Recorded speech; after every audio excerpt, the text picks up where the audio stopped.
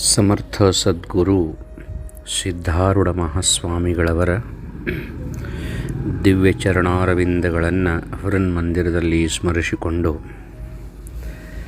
ಯದಾ ಯದಾ ಹಿ ಧರ್ಮಸ್ಯ ಗ್ಲಾನಿರ್ಭವತಿ ಭಾರತ ಅಭ್ಯುತ್ಥಾನಂ ಅಧರ್ಮಸ್ಯ ತದಾತ್ಮಾನಂ ಸೃಜಾಮ್ಯಹಂ ಪರಿತ್ರಾಣಾಯ ಸಾಧೂನಾಂ ವಿನಾಶಾಯ ಚ ದುಷ್ಕೃತಾಂ ಧರ್ಮ ಸಂಸ್ಥಾಪನಾರ್ಥಾಯ ಸಂಭವಾಮಿ ಯುಗೇ ಯುಗೇ ಅಂಥೇಳಿ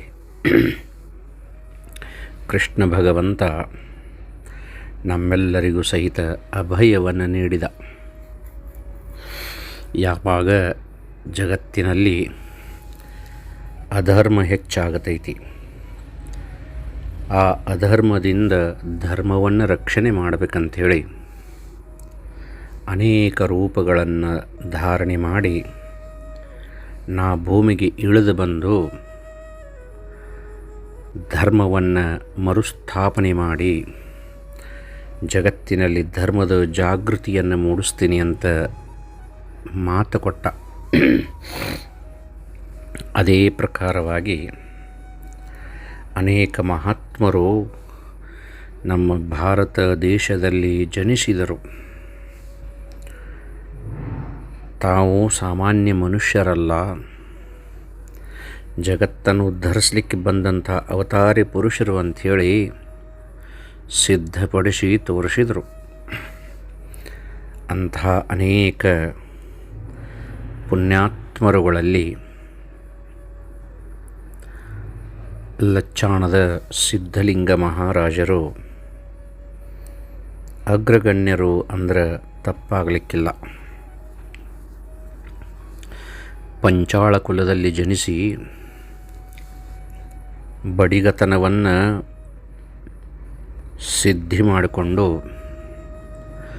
ಪ್ರತ್ಯಕ್ಷ ವಿಶ್ವಕರ್ಮನ ಆಗಿ ಜಗತ್ತಿಗೆ ತೋರಿಸಿದಂಥ ಮಹಾತ್ಮರು ಲಚ್ಚಾಣದ ಸಿದ್ಧಲಿಂಗ ಮಹಾರಾಜರು. ನಂಬಿದಂತಹ ಭಕ್ತರನ್ನು ಉದ್ಧರಿಸುವಂತಹ ಕಾಮಧೇನು, ಕಲ್ಪವೃಕ್ಷ, ಚಿಂತಾಮಣಿ, ನಮ್ಮ ಗುರುಗಳಾದಂತಹ ಹಠಯೋಗಿ ನಿಂದರ್ಕಿ ಚನ್ನಮಲ್ಲಿಕಾರ್ಜುನ ಮಹಾಸ್ವಾಮಿಗಳು, ಆ ನಮ್ಮಪ್ಪ ಲಚ್ಚಾಣದ ಸಿದ್ಧಲಿಂಗ ಮಹಾರಾಜರ ಶಿಷ್ಯರು. ಅಂತಹ ಲಚ್ಚಾಣದ ಸಿದ್ಧಲಿಂಗ ಮಹಾರಾಜರ ಬಗ್ಗೆ ನಿಂದರ್ಕಿ ಚನ್ನಮಲ್ಲಿಕಾರ್ಜುನ ಮಹಾಸ್ವಾಮಿಗಳು ಹೇಳಾಕತ್ರಪ್ಪ ಅಂದ್ರೆ ಅವರ ಕಣ್ಣೊಳಗೆ ಧಾರಾಕಾರವಾಗಿ ನೀರು ಸುರಿತಿತ್ತು. ನಾನು ಸಣ್ಣ ವಯಸ್ಸಿನವನಿದ್ನಿಪ್ಪ, ಆದರೆ ಇವತ್ತಿನ ಮಟಾನು ಸಹಿತ ಆ ನನ್ನ ಗುರುವಿನ ಮುಖಮಂಡಲವನ್ನು ಮರೆತಿಲ್ಲ. ಆ ಸದ್ಗುರುವಿನ ಒಂದು ಅಮೃತ ನುಡಿ ಏನು ನನ್ನ ಕಿವಿ ಮೇಲೆ ಬಿತ್ತು ಅದನ್ನು ಮರೆತಿಲ್ಲ. ಏನು ಆ ತಪ ತೇಜ ಅವರ ಮುಖದ ಮೇಲೆ ಎದ್ದು ಕಾಣ್ತಿತ್ತು ಅದನ್ನು ನಾ ಮರೆತಿಲ್ಲ ಅಂಥೇಳಿ ಆನಂದ ಭಾಷ್ಪಗಳನ್ನು ಸಿದ್ಧಲಿಂಗ ಮಹಾರಾಜರ ಬಗ್ಗೆ ಹೇಳಿ ಸುರಿಸ್ತಿದ್ದರು ನಿಂದರ್ಕಿ ಚನ್ನಮಲ್ಲಿಕಾರ್ಜುನ ಮಹಾಸ್ವಾಮಿಗಳು. ಅವಧೂತರು, ಅವತಾರಿ ಪುರುಷರು, ಅನುಷ್ಠಾನ ಮೂರ್ತಿಗಳು, ಹಠಯೋಗಿಗಳು ಅಂದ್ರೆ ಎಲ್ಲವೂ ಸಹಿತ ಕೂಡೋದು ಎಲ್ಲಿ ಅಂದ್ರೆ ಸಿದ್ಧಲಿಂಗ ಮಹಾರಾಜರ ಶ್ರೀಚರಣದಲ್ಲಿ. ಸಿದ್ಧಲಿಂಗ ಮಹಾರಾಜರು ಜನ್ಮ ತಾಳಿದ ಕೂಡಲಿನ ಅವತ್ತನ ರಾತ್ರಿ ತನ್ನ ತಾಯಿ ಮಗ್ಗಲದೊಳಗೆ ಮಲ್ಕೊಂಡಂಥ ಆ ಸಿದ್ಧಲಿಂಗ ಮಹಾರಾಜರು ಸಣ್ಣ ಕೂಸ ಒಂದು ಕ್ಷಣಕ್ಕೆ ಆಕಳ ಕಾಲಾಗ ಹೋಗಿ ಮಲ್ಕೊಂಡಿತ್ತು ಕೂಸ. ಒಂದೊಂದು ಹನಿ ಆಕಳ ಕೆಚ್ಚಲದೊಳಗಿಂದ ಹಾಲು ಸಿದ್ಧಲಿಂಗ ಮಹಾರಾಜರ ಬಾಯೊಳಗೆ ಬೀಳುತ್ತಿತ್ತು. ತಾಯಿ ಎದ್ದು ನೋಡ್ತಾಳ, ಮಗು ಇಲ್ಲ. ಎಲ್ಲ ಕಡೆ ಹುಡುಕಿದರೂ ಸಹಿತ ಸಿಗಲಿಲ್ಲ. ಯಾವಾಗ ದನಗಳ ಕೊಟ್ಟಿಗೆಗೆ ಹೋಗಿ ನೋಡ್ತಾರೆ, ಹಸುಗೂಸು ಸಿದ್ಧಲಿಂಗ ಮಹಾರಾಜರು ಗೋಮಾತೆಯ ಮಡಿಲಿನಲ್ಲಿ ಮಲ್ಕೊಂಡಾರ. ಅಂದಮೇಲೆ ಸನಾತನ ಧರ್ಮವನ್ನು ಎತ್ತಿ ಹಿಡೀಲಿಕ್ಕಂಥೇಳಿ ಬಂದಂಥ ಪುಣ್ಯಾತ್ಮರ ಅಂದ್ರೆ ಲಚ್ಚಾಣದ ಸಿದ್ಧಲಿಂಗ ಮಹಾರಾಜರ ಅಂದ್ರೆ ತಪ್ಪಾಗಲಿಕ್ಕಿಲ್ಲ. ಸಿದ್ಧಲಿಂಗ ಮಹಾರಾಜರು ಕಕ್ಕಳ ಮೇಲಿ ಒಳಗೆ ಮೊಟ್ಟ ಮೊದಲು ಸಣ್ಣವರಿದ್ದಾಗನ ಒಂದು ಬೆಂಡಿನ ತೇರನ್ನು ರಥವನ್ನು ತಯಾರಿಸಿದರು. ಯಾವ ಒಂದು ಸ್ಥಳದಲ್ಲಿ ಬೆಂಡಿನ ರಥವನ್ನು ತಯಾರಿಸಿದರು, ಅದೇ ಒಂದು ಸ್ಥಳದಲ್ಲಿ ಇವತ್ತಿನ ಮಠನೂ ಸಹಿತ ಸಿದ್ಧಲಿಂಗ ಮಹಾರಾಜರೇ ರಚನೆ ಮಾಡಿದಂತಹ ಭವ್ಯವಾದಂತಹ ರಥ ಇವತ್ತಿನ ಮಠನೂ ಸಹಿತ ಎಳೆಯಲ್ಪಡ್ತೈತಿ. ಅಂದ್ರೆ ಸಿದ್ಧಲಿಂಗ ಮಹಾರಾಜರ ಒಂದು ಮಹಿಮೆ ಎಷ್ಟು ದೊಡ್ಡದು ಅಂಥೇಳಿ ನಾವು ತಿಳ್ಕೋಬಹುದು. ಸಿದ್ಧಲಿಂಗ ಮಹಾರಾಜರು ಬಂತನಾಳಕ್ಕೆ ಬರುವಂತಹ ಪ್ರಸಂಗ ಬರ್ತೈತಿ. ಅಲ್ಲಿ ಶಂಕರಲಿಂಗ ಮಹಾರಾಜರ ಭವ್ಯ ದರ್ಶನ, ಬಂತನಾಳ ಶಿವಯೋಗಿಗಳ ದರ್ಶನ. ಯಾವಾಗ ಬಂತನಾಳದ ಶಿವಯೋಗಿಗಳ ದರ್ಶನವಾಯಿತು, ಸಿದ್ಧಲಿಂಗ ಮಹಾರಾಜರು ಮನಸ್ಸಿನೊಳಗನ ಅಂದರು, ಇವತ್ತಿಗೆ ನನ್ನ ಜನ್ಮ ಸಾರ್ಥಕವಾಯಿತು. ನಾ ಹುಡುಕುತ್ತಿರುವಂತಹ ನನ್ನ ಗುರಿ ನನಗೆ ಇವತ್ತು ಸಿಕ್ಕಿತು ಅಂತ ಸಂತೋಷಪಟ್ಟರು. ಸ್ಥಾನ, ಅಂಗ, ಆಪ್ತ ಮತ್ತು ಸದ್ಭಾವನಾ ಅನ್ನುವಂತಹ ಚತುರ್ವಿಧ ಸೇವೆಗಳನ್ನು ಸಿದ್ಧಲಿಂಗ ಮಹಾರಾಜರು ಅತ್ಯಂತ ಭಕ್ತಿಪೂರ್ವಕವಾಗಿ ಮಾಡಿದರು ಬಂತನಾಳ ಶಿವಯೋಗಿಗಳ ಸನ್ನಿಧಾನದಲ್ಲಿ. ಬಂತನಾಳದ ಶಿವಯೋಗಿಗಳ ಮೇಲೆ ಎಷ್ಟೊಂದು ಭಕ್ತಿ ಇತ್ತು ಸಿದ್ಧಲಿಂಗ ಮಹಾರಾಜರದಂದ್ರೆ, ಸಿದ್ಧಲಿಂಗ ಮಹಾರಾಜರಿಗೆ ಮದುವೆ ಆಗಬಾರದಂಥೇಳಿ ಮನುಷ್ಯನೊಳಗೆ, ಆದ್ರೆ ಅವರ ತಾಯಿಗೆ ಮಗನ ಮದುವೆ ಮಾಡಬೇಕಂತ ಮನುಷ್ಯನೊಳಗೆ ವಿಚಾರ. ತಾಯಿ ಎಷ್ಟು ಹೇಳಿದರೂ ಸಹಿತ ಸಿದ್ಧಲಿಂಗ ಮಹಾರಾಜರು ಮದುವೆ ಆಗಲಿಕ್ಕೆ ಒಪ್ಪಲಿಲ್ಲ. ಯಾವಾಗ ಆ ತಾಯಿ ಶಂಕರಲಿಂಗ ಮಹಾರಾಜರ ಹತ್ರ ಹೋಗಿ, ಯಪ್ಪ ನನ್ನ ಮಗ ನಿನ್ನ ಶಿಷ್ಯ ಮದುವೆ ಆಗೋದಿಲ್ಲಂತಾನ, ನೀನ ಅಪ್ಪನಿಯನ್ನು ಕೊಡಿಸ್ಬೇಕು ಅಂತ ಹೇಳಿದಾಗ ಗುರುಗಳು ಒಂದೇ ಮಾತು ಹೇಳ್ತಾರೆ, ಸಿದ್ಧಲಿಂಗ ನೀ ಲಗ್ನ ಆಗಬೇಕಪ್ಪ ಅಂಥೇಳಿ. ಆವಾಗ ಹಿಂದೆ ಮುಂದೆ ವಿಚಾರ ಮಾಡಲಾರ್ದ ಲಗ್ನವನ್ನಾದರೂ ಸಿದ್ಧಲಿಂಗ ಮಹಾರಾಜರು. ಮದುವೆಯಾಗಿ 2-3 ವರ್ಷ ಆದರೂ ಸಹಿತ ಮಕ್ಕಳಾಗಲಿಲ್ಲ. ಆವಾಗ ತಾಯಿಗೆ ಗೊತ್ತಾತು, ತನ್ನ ಮಗನಾದಂಥ ಸಿದ್ಧಲಿಂಗ ಹೆಂಡತಿಯ ಜೊತೆಗೆ ದೈಹಿಕ ಸಂಬಂಧವನ್ನು ಬೆಳೆಸಿಲ್ಲ ಅಂಥೇಳಿ. ಮತ್ತು ಗುರುಗಳ ಹಂತಕ್ಕೆ ಹೋಗುತ್ತಾಳ ತಾಯಿ. ಶಂಕರಲಿಂಗ ಮಹಾರಾಜರಿಗೆ ಹೇಳ್ತಾಳ, ಯಪ್ಪ ನನ್ನ ಮಗ ಮದುವೆಯಾಗಿದ್ದಾನ, ಮಕ್ಕಳಾಗವಲ್ಲು, ಹೆಂಡತಿಯ ಜೊತೆಗೆ ಸಂಸಾರವನ್ನು ಸಾಗಿಸು ಅಂಥೇಳಿ ನೀನ ಆಜ್ಞೆ ಮಾಡು ತಂದಿ ಅಂತ ಹೇಳಿದ್ಲು. ಶಂಕರಲಿಂಗ ಮಹಾರಾಜರು ಸಿದ್ಧಲಿಂಗ ಮಹಾರಾಜರಿಗೆ ಹೇಳ್ತಾರೆ, ಸಿದ್ಧಲಿಂಗ ನಿನಗೆ ಪ್ರಾರಬ್ಧದೊಳಗೆ ಒಂದು ಹೆಣ್ಣು ಮಗಳ ಜನ್ಮ ಐತಿಪ, ನಿನ್ನ ಹೆಂಡತಿಯ ಜೊತೆಗೆ ನೀನು ಸಂಸಾರವನ್ನು ನಡೆಸಬೇಕು ಅಂತ ಹೇಳಿದಾಗ ಮತ್ತೊಂದು ಪ್ರಶ್ನೆ ಮಾಡಲಾರ್ದ ಹೆಂಡತಿ ಜೊತೆಗೆ ಸಂಸಾರವನ್ನು ನಡೆಸಿದಂಥ ಮಹಾತ್ಮರು ನೋಡ್ರಿ, ಎಂಥ ಒಂದು ಗುರುವಿನ ಆಜ್ಞೆಯ ಪಾಲನೆ ಅಂತ.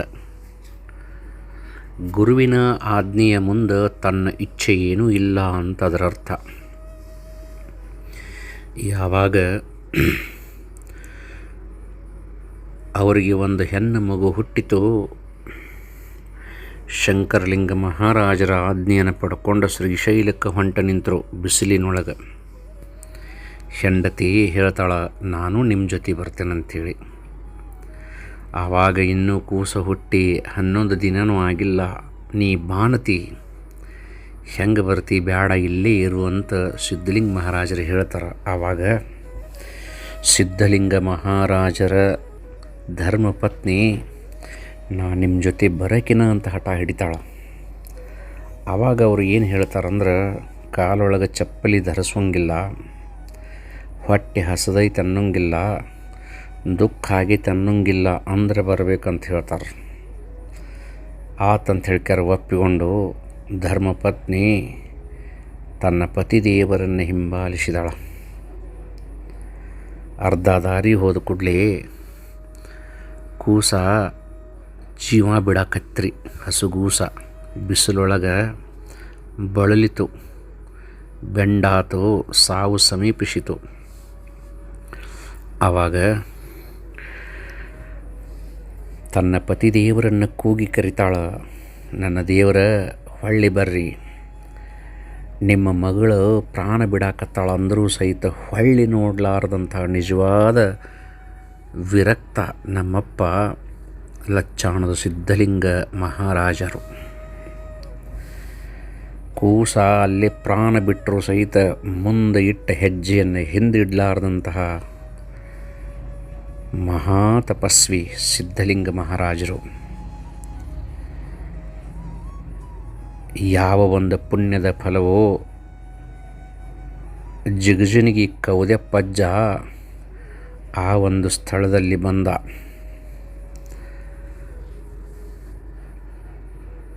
ಯವ್ವ ಯಾರಣಿ ಅಂತ ಕೇಳಿದ ಸಿದ್ಧಲಿಂಗ ಮಹಾರಾಜರ ಒಂದು ಧರ್ಮಪತ್ನಿಯನ್ನು. ಯಪ್ಪ, ನಾನು ಕಕ್ಕಳ ಮೇಲೆ ಬಡಿಯಾನ ಹೆಂಡತಿ ಅಂದ್ಲಕ್ಕಿ. ಆವಾಗ ಓಹೋ, ಕಕ್ಕಳ ಮೇಲೆ ಬಡಿಗ, ಅವ ವಿಶ್ವಕರ್ಮ, ಅವನ ಕೈ ಹಿಡಿದಂಥ ನೀನು ಪುಣ್ಯವಂತೆ ತಾಯಿ. ಈ ಕೂಸಿನ ಅಂತ್ಯಕ್ರಿಯೆಯನ್ನು ನಾ ಮಾಡ್ತೇನೆ ಅಂತ ಹೇಳಿಕಾರ ಸ್ವತಃ ಮಹಾತಪೋ ನಿಧಿಗಳಾದಂಥ ಜಿಗಜಿಣಗಿ ಕೌದ್ಯಪ್ಪಜ್ಜವರು ಆ ಮಗುವಿನ ಅಂತ್ಯಕ್ರಿಯೆಯನ್ನು ಮಾಡಿ ಅವರ ಧರ್ಮಪತ್ನಿಯನ್ನು ಮತ್ತು ಆಕೆಯ ತವರು ಮನೆಗೆ ಬಿಟ್ಟು ಹೋದರು. ನೋಡ್ರಿ, ಅವರು ಎಲ್ಲ ಭಾರವನ್ನು ಮಲ್ಲಿಕಾರ್ಜುನನ ಮೇಲೆ ಹಾಕಿ ಶ್ರೀಶೈಲಕ್ಕೆ ಹೊಂಟ ಸಮಯದೊಳಗೆ ಅವರ ಒಂದು ಮಗುವಿಗೆ ಅಂತ್ಯಕ್ರಿಯೆಯನ್ನು ಪರಮಾತ್ಮನ ಸ್ವರೂಪರಾದಂಥ ಮಹಾತ್ಮರನ್ನು ನೆರವೇರಿಸಿದರು. ಇದು ದೈವ ಸಂಕಲ್ಪ ಅಂತ ಕರೆಯೋದು. 12 ವರ್ಷ ಶ್ರೀಶೈಲ ಪರ್ವತದಲ್ಲಿ ಅಡ್ಡಾಡಿ ಕಮರಿ ಮಠವನ್ನು ನೋಡಿ, ಕಮರಿ ಮಠದ ಮಹಾತ್ಮ ಮಲ್ಲಿಕಾರ್ಜುನನ ದರ್ಶನವನ್ನು ಮಾಡಿಕೊಂಡು ಪುನೀತರಾದರು ಲಚ್ಚಾಣದ ಸಿದ್ಧಲಿಂಗ ಮಹಾರಾಜರು. ಊಟ ಇಲ್ಲ, ನೀರು ಇಲ್ಲ, ನಿದ್ದೆ ಇಲ್ಲ, ಶರೀರದ ತೊಂದರೆಯ ಪರಿವಿಲ್ಲ. ಕೇವಲ ಆ ಮಲ್ಲಿಕಾರ್ಜುನನ ದರ್ಶನದ ಆಕಾಂಕ್ಷೆಯನ್ನು ಇಟ್ಕೊಂಡು 12 ವರ್ಷ ಘೋರ ತಪಸ್ಸನ್ನು ಆಚರಿಸಿದ ಶ್ರೀಶೈಲ ಪರ್ವತದ ಮೇಲೆ ಸಿದ್ಧಲಿಂಗ ಮಹಾರಾಜರು. ಅಂದ ಮೇಲೆ ಎಂತಹ ತಪಸ್ವಿಗಳು, ಎಂತಹ ಮಹಾತ್ಮರು ನಮ್ಮಪ್ಪ ಲಚ್ಚಾಣದ ಸಿದ್ಧಲಿಂಗ ಮಹಾರಾಜರು.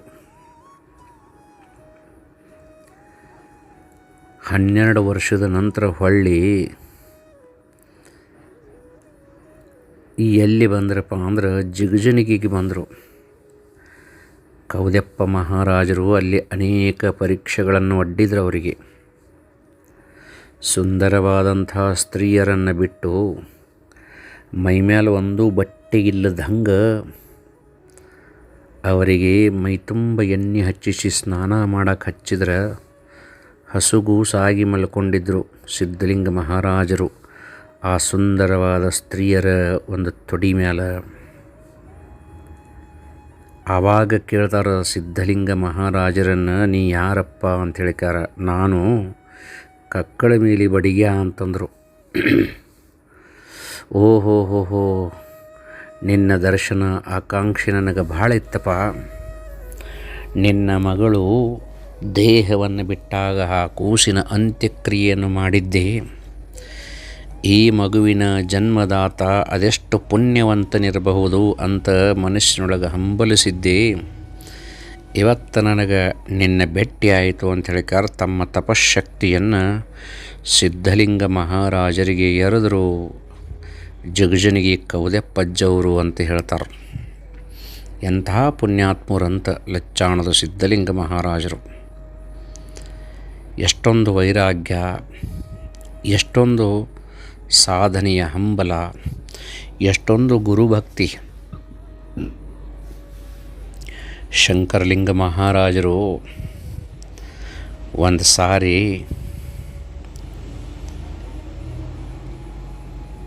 ಒಂದು ಹೆಣ್ಣು ಕತ್ತಿ ಜೋಡೆ ನಿಂತಿದ್ರಂತ. ಆ ಸಮಯದೊಳಗೆ ಯಪ್ಪ ಇದೇನು ಅಂತ ಕೇಳಿದರು. ಇದು ನಿನ್ನ ತಾಯಿನೋ ನಾ ನಿನ್ನ ತಂದೆ ಅಂತಂದ್ರಂತ ಸಿದ್ಧಲಿಂಗ ಮಹಾರಾಜರು. ಶಂಕರಲಿಂಗ ಮಹಾರಾಜರು ಅಂದ್ರಂತ. ಆವಾಗ ಅಷ್ಟೊಂದು ಮಟ್ಟದಾಗ ಹೋದರು. ಸಿದ್ಧಲಿಂಗ ಮಹಾರಾಜರು ಆ ಕತ್ತಿಯನ್ನು ಮೈ ತೊಳೆದು ವಿಭೂತಿ ಕುಂಕುಮ ಹಚ್ಚಿ ಒಂದು ಹಸಿರು ಸೀರೆ ಹಚ್ಚಿ ಮಠದಾಗ ಕರ್ಕೊಂಡು ಹೋದ್ರಂತ. ಆವಾಗ ಏನು ಮಾಡಿದೋ ಇದನ್ನು ಅಂಥೇಳಿ ಕೇಳಿದ್ರಂತ. ಆವಾಗ ಸಿದ್ಧಲಿಂಗ ಮಹಾರಾಜರು ಹೇಳ್ತಾರೆ, ಯಪ್ಪ ನೀನಂತಂದ್ರೆ ನೀನು ಯಾರಪ್ಪ ಅಂಥೇಳಿಕಾರ ಕೇಳಬೇಕಂಥೇಳಿ ಇದನ್ನು ಕರ್ಕೊಂಡು ಬಂದನಂತ ತಿಳಿದು ಆ ಕತ್ತಿಯನ್ನು ಮಠದಾಗ ಕಟ್ಟುತ್ತಾರೆ. ಯಪ್ಪ ಇದು ತನ್ನ ನಿಜ ರೂಪವನ್ನು ತೋರಿಸ್ಲಿಲ್ಲ ಅಂದ್ರೆ ಇಲ್ಲೇ ಮಠದಾಗ ಬಿಡ್ತಾನೆ, ಮಂದಿ ಏನರ ಅಂದ್ರೆ ನನಗೆ ಗೊತ್ತಿಲ್ಲ ಅಂದಾಗ ಆ ಕತ್ತಿನ ಪಾರ್ವತಿಯಾಗಿ ನಿಂತಳು. ಆ ಶಂಕರಲಿಂಗ ಮಹಾರಾಜರನ್ನ ಪರಮೇಶ್ವರನಾಗಿ ನಿಂತರು. ಗುರುವಿನಲ್ಲಿ ಪಾರ್ವತಿ ಪರಮೇಶ್ವರರನ್ನು ಕಂಡಂತಹ ತಪೋನಿಧಿಗಳು ಸಿದ್ಧಲಿಂಗ ಮಹಾರಾಜರು. ಸಿದ್ಧಲಿಂಗ ಮಹಾರಾಜರು ಮಾಡಿದಂತಹ ಪವಾಡಗಳು ಒಂದಲ್ಲ ಎರಡಲ್ಲ. ಬೇಡಿ ಬಂದಂತಹ ಭಕ್ತರಿಗೆ ಎಲ್ಲ ಅಭಿಷ್ಟಗಳನ್ನು ಪೂರ್ಣ ಮಾಡಿದಂತಹ ಪುಣ್ಯಾತ್ಮರು. ಇವತ್ತಿನ ಮಠನೂ ಸಹಿತ ಅವರನ್ನು ಯಾರ ಭಕ್ತಿಯಿಂದ ಸ್ಮರಿಸ್ತಾರ ಅವರ ಸ್ವಪ್ನದೊಳಗಾದರೂ ಹೋಗಿ ಅವರಿಗೆ ಆಶೀರ್ವದಿಸಿ ಅವರನ್ನು ಉದ್ಧರಿಸಿ ಬರ್ತಾರೆ ಅಂಥೇಳಿ ಲಚ್ಚಾಣದ ಸಿದ್ಧಲಿಂಗ ಮಹಾರಾಜರ ಬಗ್ಗೆ ಹೇಳ್ತಾರೆ. ಲಚ್ಚಾಣದೊಳಗೆ ಒಂದು ಮಠವನ್ನು ಸ್ಥಾಪನೆ ಮಾಡಿದರು. ಅದಕ್ಕೆ ಕಮರಿ ಮಠ ಅಂತನ ಕರೆದರು. ಕಮರಿ ಮಠದೊಳಗೆ ಕುಂತಾಗ ಒಬ್ಬ ಗೌಡರು ಬಂದು ಹೇಳ್ತಾರೆ. ಏನಂತಂದ್ರೆ ಗೌಡರು ಹೇಳ್ತಾರೆ ಏನಂತಂದ್ರೆ, ಯಪ್ಪ ಮತ್ತು ನೀವು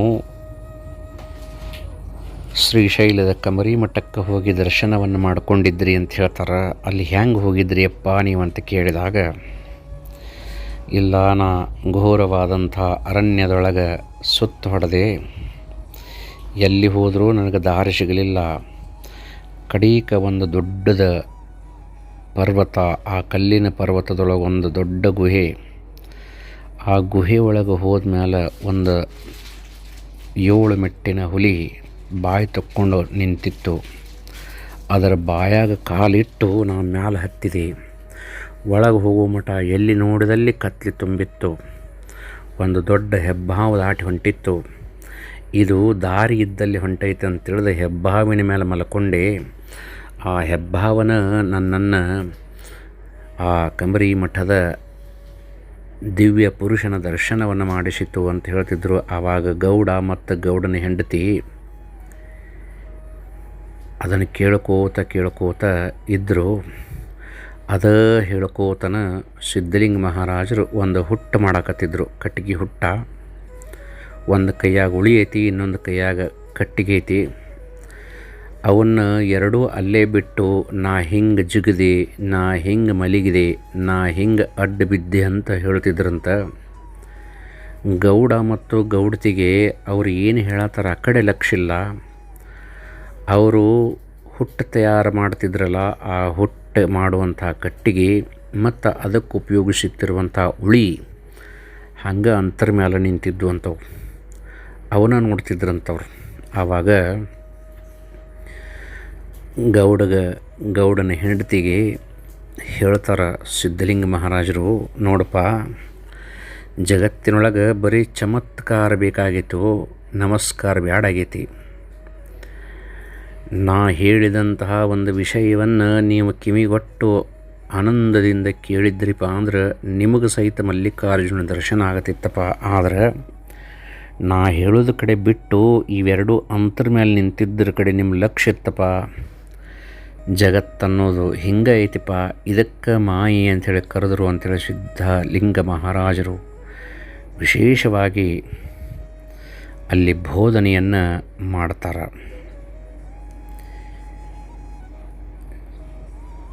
ಕಟ್ಟಿಗೆಯನ್ನು ಹೊತ್ತು ತರುವಂತಹ ಚಕ್ಕಡಿ ಒಬ್ಬ ಭಕ್ತನ ಎದೆ ಮೇಲೆ ಹಾದು ಅವನ ಪ್ರಾಣ ಹೋದಾಗ ಸ್ವತಃ ಸಿದ್ಧಲಿಂಗ ಮಹಾರಾಜರನ್ನ ಹೋಗಿ ಅಲ್ಲಿ ಏನು ಮಾಡ್ತಾರಂತಂದ್ರೆ ಅವನ ಪ್ರಾಣವನ್ನು ಬದುಕಿಸ್ತಾರೆ. ಉತ್ತರ ಭಾರತದಿಂದ ಮಹಾತ್ಮರಿಬ್ಬರು ಸಿದ್ಧಲಿಂಗ ಮಹಾರಾಜರ ದರ್ಶನ ಪಡಿಬೇಕಂಥೇಳಿ ವಿಜಯಪುರದಿಂದ ರೈಲ್ವೆ ಹತ್ತುತ್ತಾರೆ. ರೈಲ್ವೆ ಒಳಗೆ ಅವರ ಟಿಕೆಟ್ ತೊಗೊಂಡಿರೋದಿಲ್ಲ. ಆ ಸಮಯದೊಳಗೆ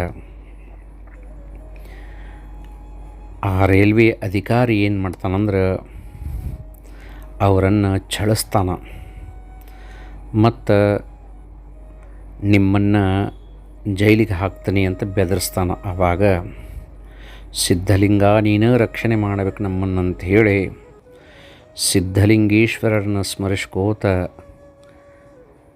ಆ ಇಬ್ಬರು ಮಹಾತ್ಮರ ರೈಲ್ವೆ ಒಳಗೆ ಕುಂತಾಗ ಆ ರೈಲ್ವೆ ಲಚ್ಚಾಣದ ಸಮೀಪ ಬರೋಡ್ದ ತನ್ನಷ್ಟಕ್ಕೆ ತಾನು ಬಂದಾಗಿಬಿಡ್ತೈತಿ. 3 ದಿವಸ ಪ್ರಯತ್ನ ಮಾಡಿದರೂ ಸಹಿತ ಯಾವ ದೋಷಗಳು ಇಲ್ಲ ಯಂತ್ರದೊಳಗೆ. ಆದ್ರೆ ರೈಲ್ವೆ ಮಾತ್ರ ಮುಂದೆ ಚಲಿಸವಲ್ತು. ಆವಾಗ ಇಲ್ಲಿ ಯಾರೋ ಮಹಾತ್ಮರಿದ್ದಂಗೆ ಕಾಣಿಸ್ತೈತಿ ಅಂಥೇಳಿ ತಿಳಿದು ಏನು ಮಾಡ್ತಾರಂತಂದ್ರೆ ಅಲ್ಲಿ ಹೋಗ್ತಾರೆ. ಆವಾಗ ಆ ಅಧಿಕಾರಿ ಏನು ಮಾಡಿದ್ದ ಅಂದ್ರೆ ಟಿಕೆಟ್ ಇಲ್ಲ ಅಂಥೇಳಿ ಅರ್ಧ ದಾರಿಗಿನ ಆ ಮಹಾತ್ಮರನ್ನು ಇಳಿಸಿದ್ದ. ಆ ಮಹಾತ್ಮರು ಹೆಂಗೋ ನಡ್ಕೋತ ಲಚ್ಚಾನಕ್ಕೆ ಬಂದು ಮುಟ್ಟಿರ್ತಾರೆ. ರೈಲ್ವೆ ಅಧಿಕಾರಿಗಳೆಲ್ಲರೂ ಸಹಿತ ಯಾವಾಗ ಸಿದ್ಧಲಿಂಗ ಮಹಾರಾಜರ ಹಂತಕ್ಕೆ ಬರ್ತಾರೆ ಅಲ್ಲಿ ಆ ಇಬ್ಬರು ಜಂಗಮರು ಕುಂತಿದ್ದರು. ಅವರನ್ನು ಹೊಡೆದು ಕೆಳಗಿಳಿಸಿದ್ದ ರೈಲ್ವೆ ಅಧಿಕಾರಿ. ಸಿದ್ಧಲಿಂಗ ಮಹಾರಾಜರು ಹೇಳ್ತಾರೆ, ಯಾವ ನನ್ನ ಭಕ್ತರನ್ನು ಹೊಡೆದು ಕೆಳಗಿಳಿಸ್ರಿ, ಅವ್ರಿಗೆ ನೀವು ಕ್ಷಮಾ ಬೇಡಲಾರ್ದ ನಿಮ್ಮ ರೈಲ್ವೆ ಮುಂದೆ ಹೋಗೋದಿಲ್ಲ ಅಂತ ಹೇಳ್ತಾರೆ. ಯಾವಾಗ ಅವರ ಕ್ಷಮಾ ಬೇಡಿದ ಅಧಿಕಾರಿ ಆವಾಗ ಮತ್ತೆ ರೈಲ್ವೆ ಮುಂದೆ ಹೊಂಟಿತು ಅಂತ ಹೇಳ್ತಾರೆ. ಹಿಂಗೆ ಹೋಗುತ್ತಿರುವಂಥ ರೈಲ್ವೆಯನ್ನು ನಿಲ್ಲಿಸಿದಂಥ ಪುಣ್ಯಾತ್ಮರು ಲಚ್ಚಾಣದ ಸಿದ್ಧಲಿಂಗ ಮಹಾರಾಜರು. ಬ್ರಿಟಿಷ್ ಅಧಿಕಾರಿ ಬಂದ ಸಿದ್ಧಲಿಂಗ ಮಹಾರಾಜರನ್ನು ಪರೀಕ್ಷೆ ಮಾಡೋಕ್ಕೆ ಹತ್ತಿ ಬಂದಂತಹ ಹೆಣ್ಣು ಕುದುರೆ ಇದು ಗಬ್ಬೈತಿ, ಇದು ಗಂಡ ಕುದುರೆ ಈತಿತ್ತು, ಹೆಣ್ಣು ಕುದುರೆ ಈತಿತ್ತು ಅಂಥೇಳಿ ಕೇಳಿದಾಗ ಅದು ಗಂಡು ಕುದುರೆ ಐತಿ ಹೊಟ್ಟೆಯೊಳಗೆ ಅಂತ ಹೇಳ್ತಾರೆ. ಆವಾಗ ದುಷ್ಟನಾದಂಥ ಬ್ರಿಟಿಷ್ ಅಧಿಕಾರಿ ಆ ಗರ್ಭವತಿಯಾದಂಥ ಕುದುರೆಯ ಹೊಟ್ಟೆಯನ್ನು ಸೀಳಿ ಒಳಗಿದ್ದಂಥ ಕುದುರೆಯ ಮರಿಯನ್ನು ತೆಗಿತಾನೆ. ಅದನ್ನು ನೋಡಿದಂತಹ ಸಿದ್ಧಲಿಂಗ ಮಹಾರಾಜರು ಆ ಬ್ರಿಟಿಷ್ ಅಧಿಕಾರಿಗೆ ಪಶ್ಚಾತ್ತಾಪ ಆಗುವ ಹಂಗೆ ಮಾಡಿ ಆ ಕುದುರೆ ಮೇಲೆ ಅರ್ವಿ ಹಚ್ಚಿ ಮತ್ತು ಹೊಳ್ಳಿ ಸತ್ತಂಥ ಕುದುರೆ ಹೊಟ್ಟೆ ಒಳಗನ ಕುದುರೆ ಮರಿಯನ್ನು ಹಾಕಿ ಅರ್ವಿ ಹಚ್ಚಿ ಅರ್ಗಿ ತೆಗಿಯೋ ಮಟ್ಟ ಅಂದ್ರೆ ಹೊಳ್ಳಿ ಮತ್ತು ಹೆಣ್ಣು ಕುದುರೆ ಗರ್ಭವತಿ ಕುದುರೆ ಜೀವಂತವಾದಂಥ ಪವಾಡವನ್ನು ನಾವು ಸಿದ್ಧಲಿಂಗ ಮಹಾರಾಜರ ಒಂದು ಚರಿತ್ರದೊಳಗೆ ನೋಡಬಹುದು. ಅದಕ್ಕೆ ಲಚ್ಚಾಣದ ಸಿದ್ಧಲಿಂಗ ಮಹಾರಾಜರು ನಡೆಸ್ಕೋತ ಕರ್ಕೊಂಡು ಬಂದಂತಹ ಆ ರಥ ಕಕ್ಕಳ ಮೇಲೆ ಒಳಗೈತಿ. ಅಲ್ಲಿ ಇವತ್ತಿಗೂ ಸಹಿತ ಆ ರಥೋತ್ಸವ ನಡೀತೈತಿ.